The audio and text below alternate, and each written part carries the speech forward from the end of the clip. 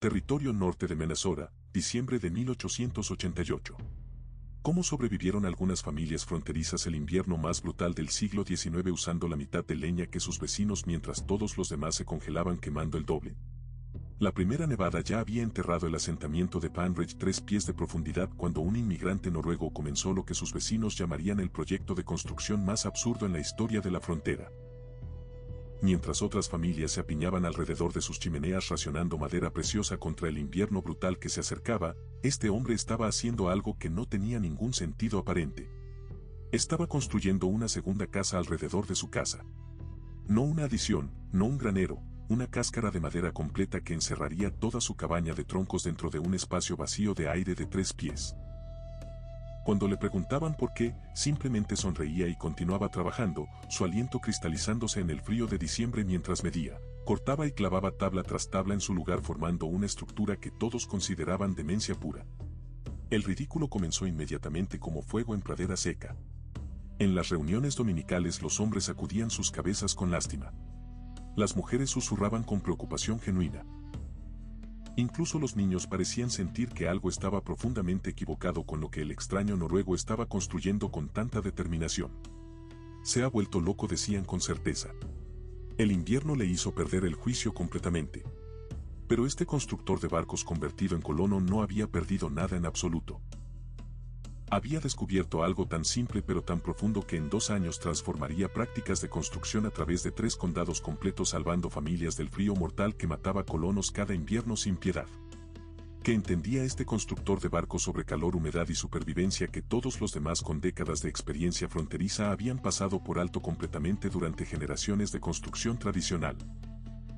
Este constructor de barcos llamado Olaf Mortensen en español para nuestra historia no se suponía que estuviera en Minnesota en absoluto según su plan original. En Bergen, Noruega había pasado 15 años completos construyendo embarcaciones pesqueras aprendiendo cómo los cascos tenían que respirar adecuadamente, cómo la humedad atrapada entre tablones pudriría el roble más fuerte en 5 años, cómo la circulación de aire significaba la diferencia entre un barco que duraba 5 años y uno que duraba 50 años funcionando perfectamente.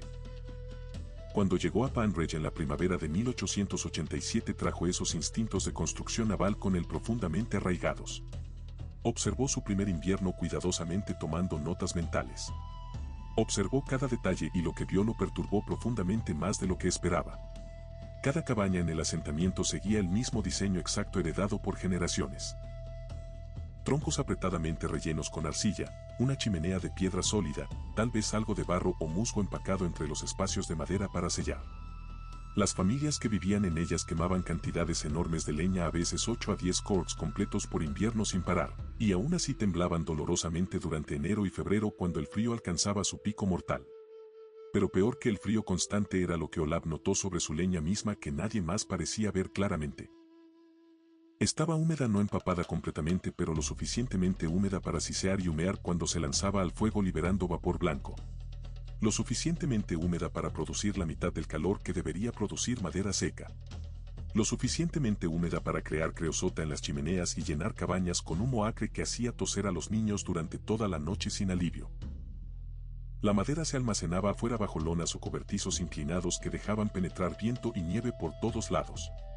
Para mediados de invierno incluso la madera cortada curada había absorbido suficiente humedad para comprometer su eficiencia de quemado en 30 a 40% completo. Las familias no entendían esto en absoluto. Solo sabían que tenían frío constante y culpaban al clima brutal de Minnesota sin cuestionar sus métodos. Olaf sabía mejor por su experiencia construyendo barcos. El problema no era el frío afuera que no podían controlar. Era la falta de protección para los recursos que luchaban contra el frío que sí podían controlar si pensaban diferente. Y entonces en diciembre de 1888, cuando su propia cabaña apenas tenía 1 año de construida, comenzó su proyecto de construcción que todos llamarían locura absoluta. Comenzó inspeccionando su cabaña existente de 16 por 24 pies midiendo cada dimensión. Luego comenzó erigiendo postes verticales exactamente 3 pies hacia afuera desde cada pared norte, sureste y oeste formando un cuadrado perfecto más grande. Los postes se elevaban 10 pies de altura hundidos 2 pies profundos en el suelo congelado para estabilidad. Entre estos postes clavó tablas horizontales creando lo que parecía una segunda cabaña más grande que rodeaba completamente la primera dejando ese espacio de 3 pies entre ambas estructuras. Su vecino Jacobo Lindström, un carpintero sueco con 20 años de experiencia fronteriza construyendo docenas de cabañas, se detuvo el tercer día observando con incredulidad. Martinsen dijo con voz que llevaba el tono paciente de hombre explicando algo obvio a un niño que no entiende. Estás desperdiciando buena madera sin razón. Esa cáscara exterior no te mantendrá ni un grado más caliente cuando llegue enero. El calor no se preocupa por espacios de aire vacíos. Solo construiste el doble de pared para perder calor más rápido a través de más superficie. Olaf continuó clavando sin detenerse. Quizás dijo simplemente sin mirar hacia arriba. Ya veremos cuando llegue enero y el frío nos pruebe a todos. Si tuvieras solo 3 cords de leña para sobrevivir 4 meses completos a menos 37 grados Celsius con tu familia dependiendo de ti, ¿quemarías toda la madera rápido para calor inmediato o cambiarías completamente tu estrategia de construcción y almacenamiento arriesgando el ridículo de todos? Cada año colonos en toda la frontera elegían mal y sus familias sufrían consecuencias terribles.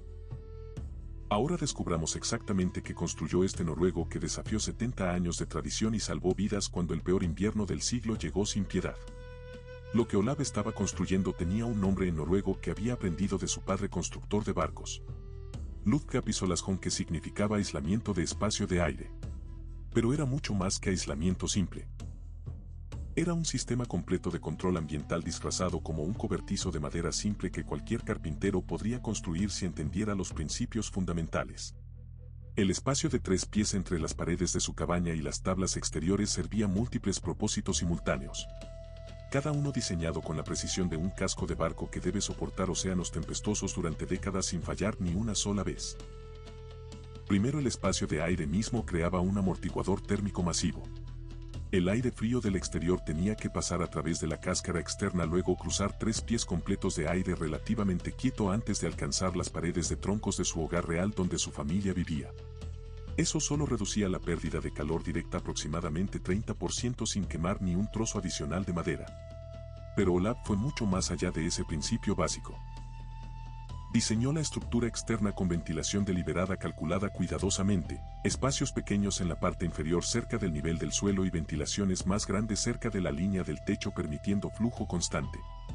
Esto no era un error ni descuido. Era absolutamente intencional basado en años construyendo barcos. El aire podía fluir a través del espacio pero el clima no podía penetrar. La nieve podría acumularse contra las tablas externas pero nunca tocaría las paredes de su cabaña protegidas. La lluvia golpearía la cáscara externa y drenaría completamente lejos, nunca penetrando hasta los troncos mismos que permanecerían completamente secos. El techo de la estructura externa se extendía 4 pies completos más allá de las paredes creando aleros profundos que arrojaban nieve y lluvia lejos de la cimentación protegiendo la base. Olaf había aprendido de los barcos que el agua es el enemigo mortal de la madera sin excepción. Mantén el agua alejada de la estructura y la estructura dura generaciones completas sin pudrirse. Permite que el agua penetre y en 10 años tendrás podredumbre destruyendo todo tu trabajo. Dentro de ese espacio de 3 pies entre estructuras, Olaf comenzó apilando su madera cortada no aleatoriamente sino sistemáticamente con el cuidado de un artesano. Colocó cada tronco partido verticalmente corteza hacia afuera creando filas que permitían que el aire circulara libremente entre cada pieza sin bloquear el flujo.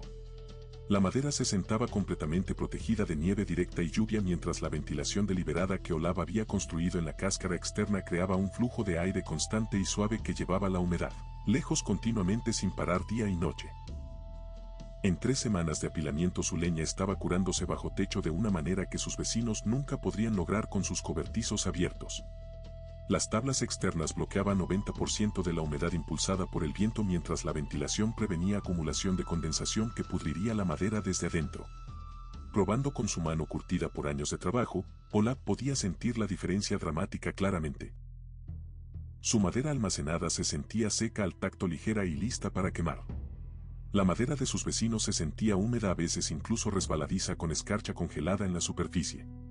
La física era simple aunque Olaf podría no haber usado esos términos técnicos modernos. Madera por debajo de 18% de contenido de humedad quema eficientemente liberando aproximadamente 7000 BTUs por libra de calor puro.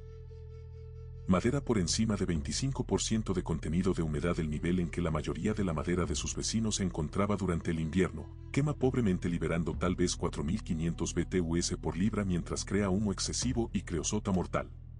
Olaf estaba almacenando combustible que quemaría 70% más eficientemente que lo que sus vecinos alimentaban a sus fuegos desesperadamente cada 20 minutos. Y lo estaba haciendo con construcción que le costó tal vez 6 días extra de labor y 200 pies de tabla de madera. Madera que se pagaría a sí misma en leña ahorrada dentro de un solo invierno brutal según sus cálculos cuidadosos. Pero ninguno de sus vecinos entendía esto todavía en absoluto. Solo veían a un hombre que había envuelto su casa en lo que parecía un cobertizo sobredimensionado absurdo, y pensaban que era completamente tonto desperdiciando recursos preciosos. Para Navidad de 1888 la construcción de doble cáscara de Olaf estaba completa, y Panrey había alcanzado un consenso unánime. Martinsen había construido la estructura más estúpida que alguien había visto jamás en décadas de vida fronteriza. En la reunión de celebración navideña del asentamiento el ridículo se volvió público y brutal. Jacobo Lindström, el carpintero sueco, se paró ante las familias reunidas e hizo las matemáticas para que todos vieran con claridad absoluta. Ese noruego anunció gesticulando con su pipa hacia donde Olaf estaba sentado callado: ha usado 43% más madera de la que su cabaña requería. 43% completo. Tiene suficiente madera en esa cáscara externa para haber construido un granero apropiado o una cocina de verano o un ahumadero útil. En cambio tiene aire. 3 pies de aire vacío que no sirve para nada. La multitud murmuró acuerdo inmediato. Los recursos en la frontera no eran abundantes ni remotamente. Cada clavo, cada tabla, cada onza de labor tenía que contar para algo útil. El desperdicio era casi pecaminoso en una sociedad donde las familias morían si cometían demasiados errores de juicio. Un constructor experimentado llamado Guillermo Hutchins, quien había construido 17 cabañas a través del territorio de Minnesota con sus propias manos, sacudió su cabeza lentamente con pesar genuino. He construido durante inviernos donde hombres perdieron dedos por congelación mientras trabajaban, dijo con voz grave. He rellenado troncos tan apretados que no podrías deslizar una hoja de cuchillo entre ellos ni con fuerza. Las tablas externas de ese hombre están sueltas. Puedo ver espacios desde aquí sentado. Se congelará peor que cualquiera de nosotros y habrá desperdiciado buena madera haciéndolo. Incluso el ministro del asentamiento, el reverendo Amos Pritchard, intervino durante un sermón dominical. Aunque no nombró a Olaf directamente, su significado era cristalino para todos los presentes. El Señor valora la administración sabia de recursos, dijo desde el púlpito con voz que resonaba en la pequeña iglesia de madera. No favorece a aquellos que construyen monumentos grandiosos a su propia vanidad mientras necesidades prácticas quedan sin satisfacer alrededor de ellos. La esposa de Olaf, Ingrid, sintió la presión social más agudamente que nadie. En el círculo de costura de las mujeres las conversaciones se callaban cuando ella entraba, mostrando la incomodidad de todas. Una tarde Marta Lindström, la esposa de Jacobo, habló lo que otras estaban pensando sin atreverse a decir. Ingrid querida, debes hablar sensatamente con tu esposo sobre esto. Mi Jacobo dice que la estructura ni siquiera te mantendrá más caliente en absoluto. Es solo más pared para que el calor escape a través de ella. Todo ese trabajo, toda esa madera para absolutamente nada útil. Ingrid, quien había observado a Olaf calcular y medir y ajustar sus planes durante meses completos con la precisión de un relojero, simplemente sonrió calladamente. Ya veremos, dijo con voz tranquila pero firme. El invierno nos dirá que es sabio y que es tonto cuando la temperatura caiga a profundidades mortales. Pero en privado incluso Ingrid tenía momentos de duda que la carcomían. La estructura externa había costado $240 en madera y clavos, casi la mitad de su ingreso anual completo como familia. Si Olaf estaba equivocado, si el ridículo estaba justificado, estarían financieramente lisiados y socialmente humillados en la pequeña comunidad que era su único apoyo. Cada vez que miraba el extraño edificio de doble pared sentía un aleteo de ansiedad en su estómago, preguntándose si su esposo había cometido un error terrible. Tu familia quema 8 cords de madera cada invierno manteniendo apenas 45 grados dentro de la cabaña mientras tiemblan bajo mantas. Un vecino dice que puede mantenerte igual de caliente quemando solo 4 cords si cambias completamente cómo almacenas la madera y diseñas la estructura. Todos en el asentamiento dicen que está loco desperdiciando recursos. ¿Confiarías en tu instinto tradicional y te congelarías con dignidad o arriesgarías el ridículo social probando su método extraño? Cada año familias fronterizas elegían el orgullo sobre la innovación y sus hijos pagaban el precio tiritando. Ahora veamos qué sucedió cuando enero de 1890 trajo el tipo de frío que separa teoría elegante de realidad brutal que no perdona errores. Enero 17 de 1890 comenzó con una quietud inquietante que los veteranos reconocieron inmediatamente como señal de peligro. El viento que había azotado Banbridge durante semanas de repente murió por completo. El cielo se volvió un color pálido peculiar que los colonos antiguos reconocieron de inmediato con temor. «Viene tormenta», murmuraban entre ellos. Mala. Estaban completamente equivocados. No era solo mala. Era catastrófica, devastadora, mortal.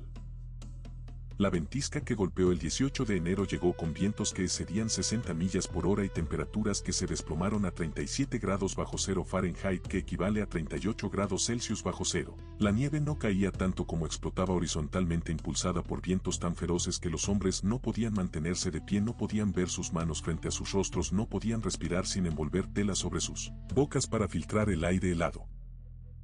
Durante 3 días completos Banbridge estuvo completamente aislado del mundo exterior. Las familias se apiñaban en sus cabañas alimentando sus fuegos constantemente sin parar, quemando su madera cuidadosamente acumulada a tasas aterradoras que consumían reservas de meses en días.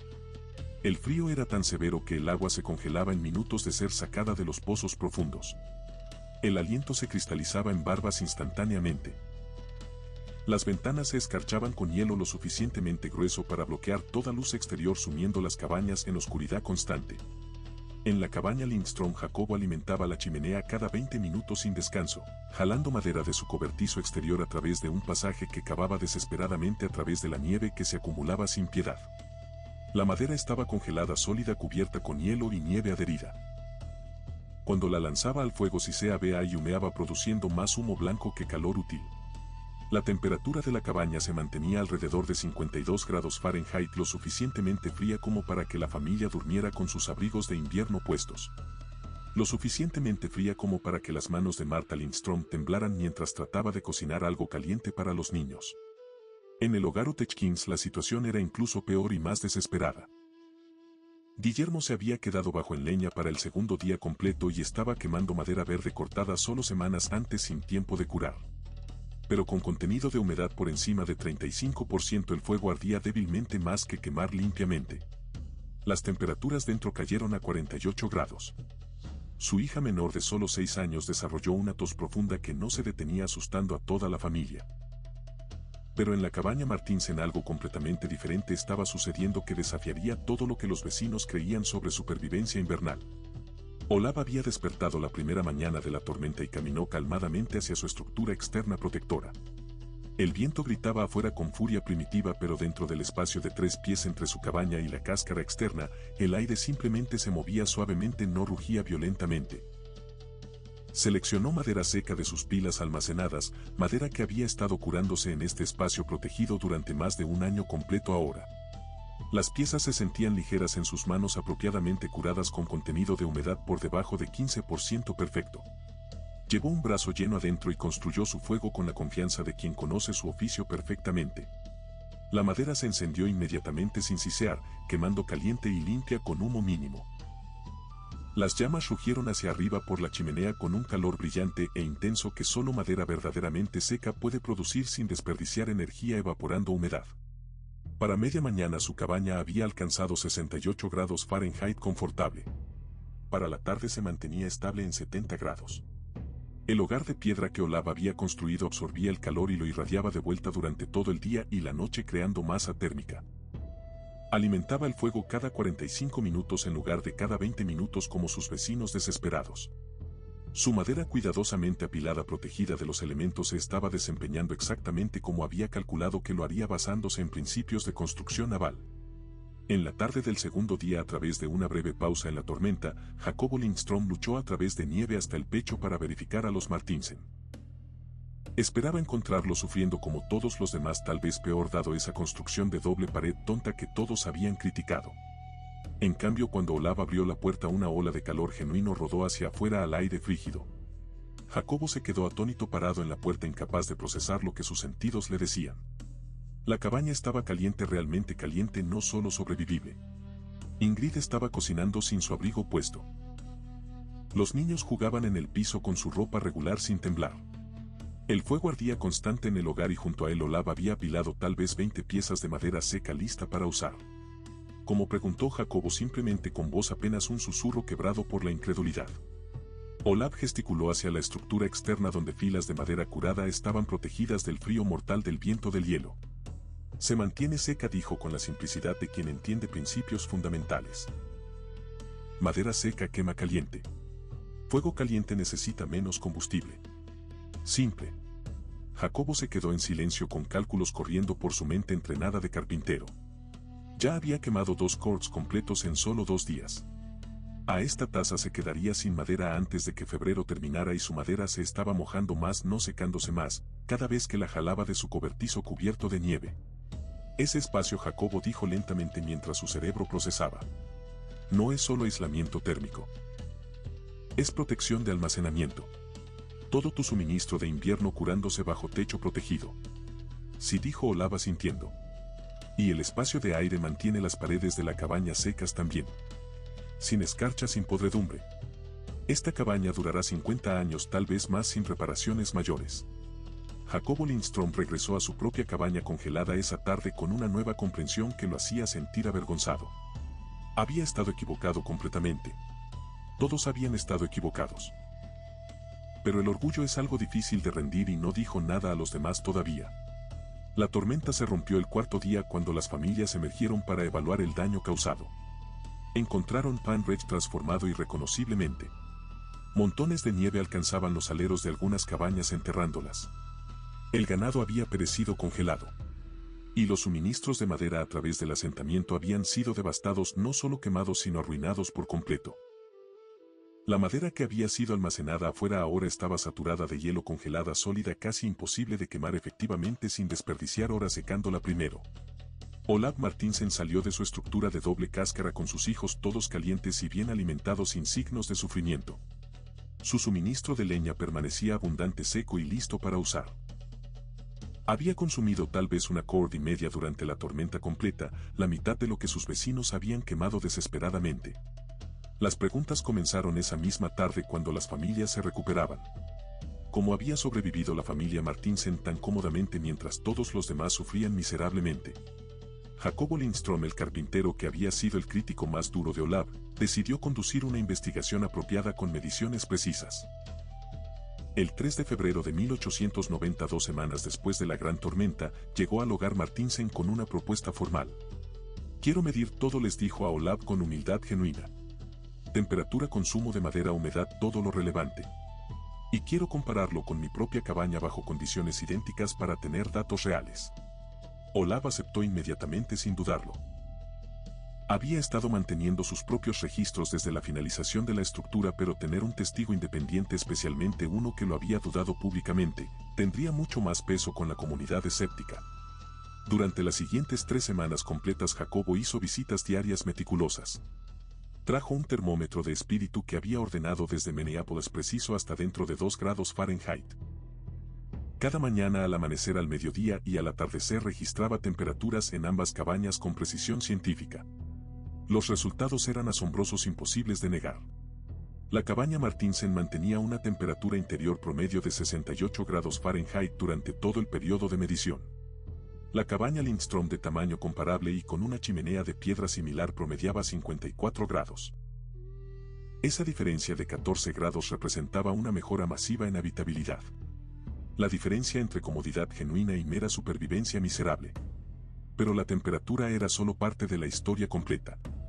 Jacobo también rastreó el consumo de leña con precisión meticulosa, obsesiva. Contó cada tronco, midió el diámetro y longitud de cada pieza, calculó el volumen exacto consumido.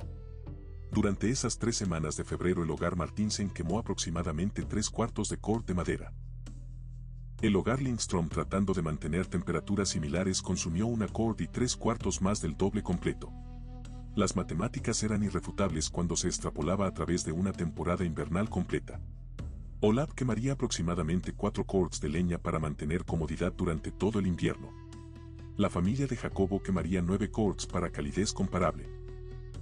En una región donde la madera cortada se vendía por $6 por cord, eso representaba un ahorro de $30 por invierno, suficiente para comprar una vaca lechera o un suministro completo de harina para un año, o la madera para construir un granero funcional. Pero tal vez lo más revelador fue el análisis de contenido de humedad que Jacobo condujo personalmente. Seleccionó piezas aleatorias de ambas pilas de madera y las pesó cuidadosamente en una balanza de mercante precisa. Luego partió las piezas y examinó la madera interior con ojo experto. La madera de Olaf almacenada en el espacio protegido de su estructura de doble cáscara mostraba contenido de humedad entre 12 y 15% perfecto para quemar. La madera de Jacobo jalada de su cobertizo exterior probó entre 26 y 32% demasiado húmeda. Jacobo sabía suficiente sobre combustión para entender lo que esto significaba en términos prácticos. Madera húmeda no solo quema pobremente, trabaja activamente contra el fuego mismo. Cada libra de agua en la madera requiere aproximadamente 1000 BTUs de energía de calor solo para evaporarse antes de que la madera misma pueda comenzar a quemar liberando calor útil. La familia Lindström no estaba solo quemando madera para calentar su hogar. Estaban quemando madera para secar madera para quemar madera en un ciclo ridículamente ineficiente que desperdiciaba energía preciosa. El 24 de febrero Jacobo presentó sus hallazgos a una reunión en el salón comunitario del asentamiento. 37 personas asistieron, casi cada adulto en Panridge queriendo escuchar la verdad. Jacobo se paró ante ellos con su libreta, sus mediciones, sus cálculos irrefutables. Estaba equivocado, comenzó simplemente sin excusas. La construcción de Martinsen no es desperdicio. Es brillante pura ingeniería. Los guió a través de los números metódicamente: el diferencial de temperatura, los ahorros de combustible, las comparaciones de contenido de humedad. Explicó el principio del amortiguador térmico, como el espacio de aire de 3 pies reducía pérdida de calor directa significativamente. Describió cómo el almacenamiento protegido mantenía la leña seca y quemable a máxima eficiencia durante todo el invierno sin importar cuánta nieve cayera afuera. Guillermo Utechkins, el constructor experimentado que había burlado el diseño, levantó su mano con duda persistente. Pero Jacobo, eso todavía no cambia el hecho de que usó 40% más madera en construcción. Incluso con los ahorros de combustible tomará años recuperar el costo de construcción según mis cálculos. Jacobo sacudió su cabeza firmemente. Calculé eso también, Guillermo.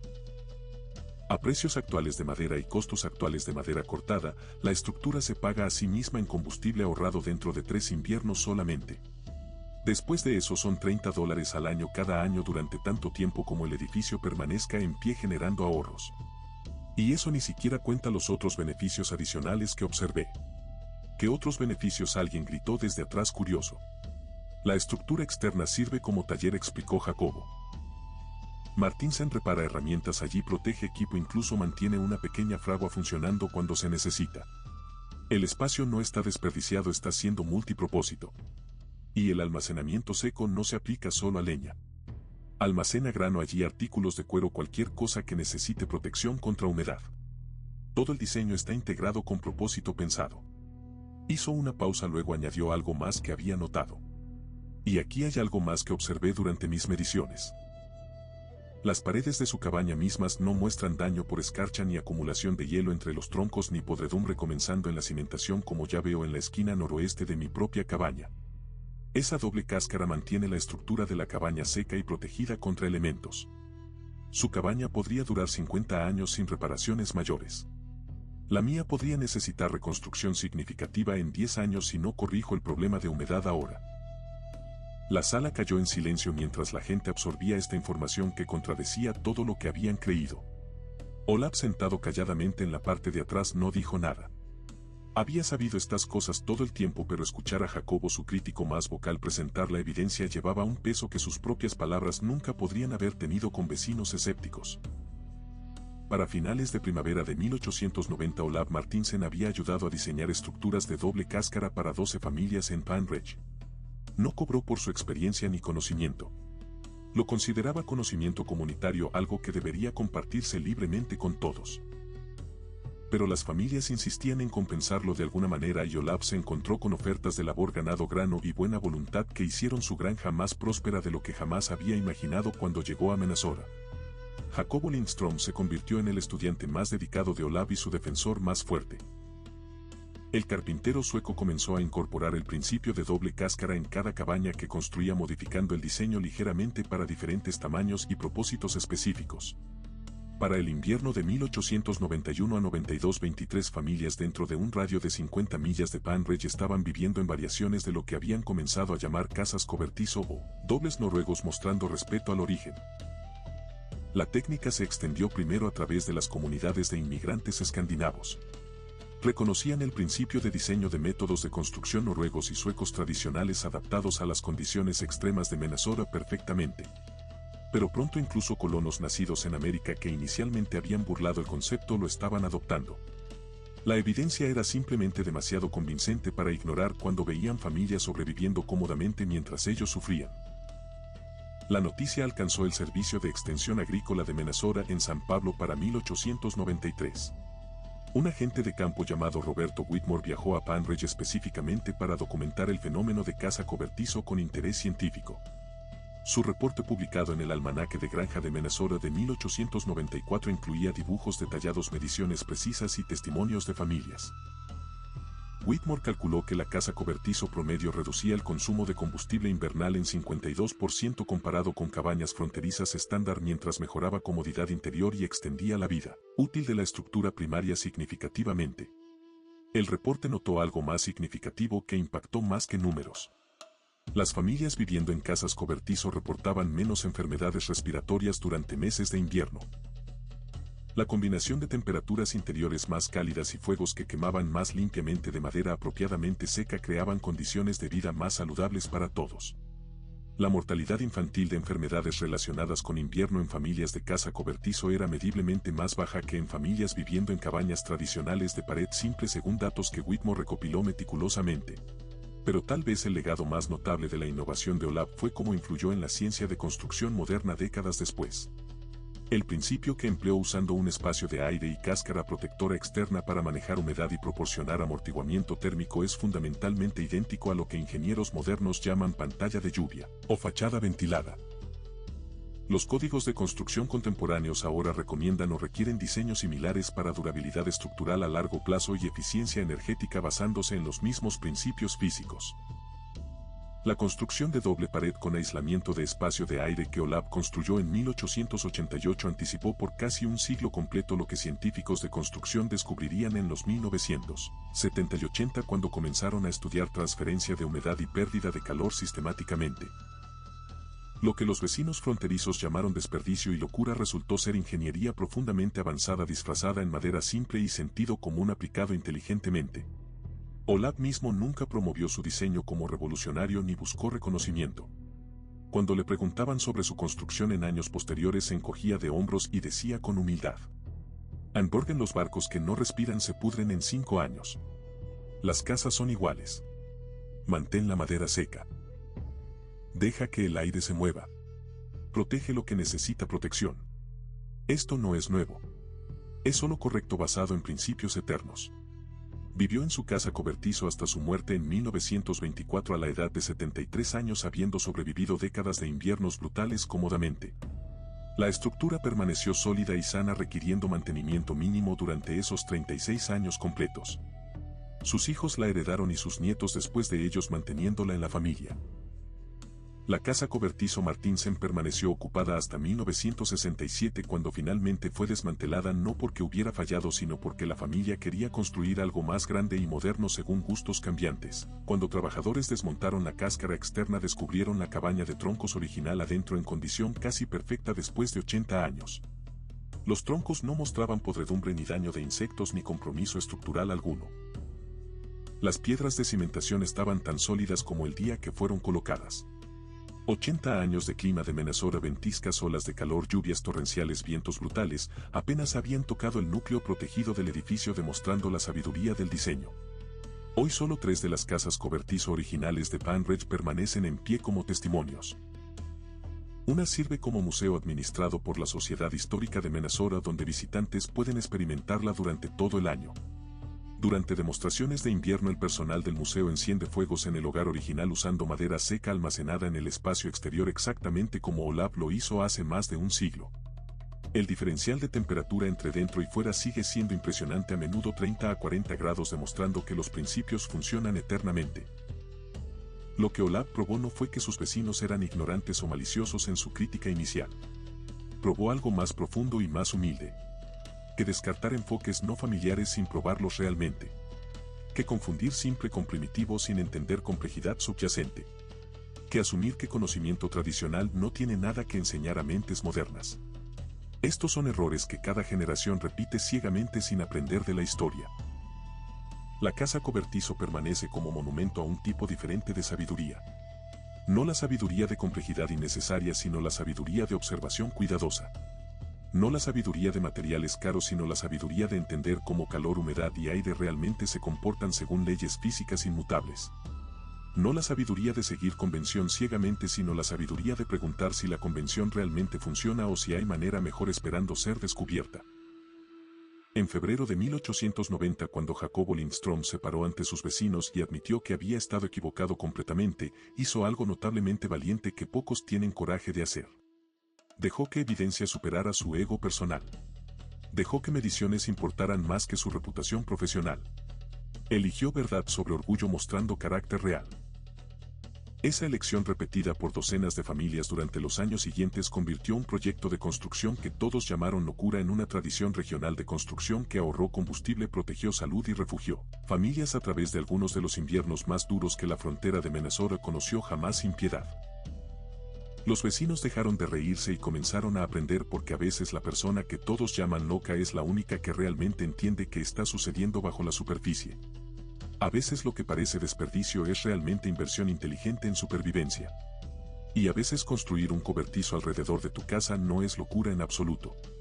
Es exactamente lo que la supervivencia requiere cuando entiendes los principios fundamentales que gobiernan el mundo natural inmutablemente.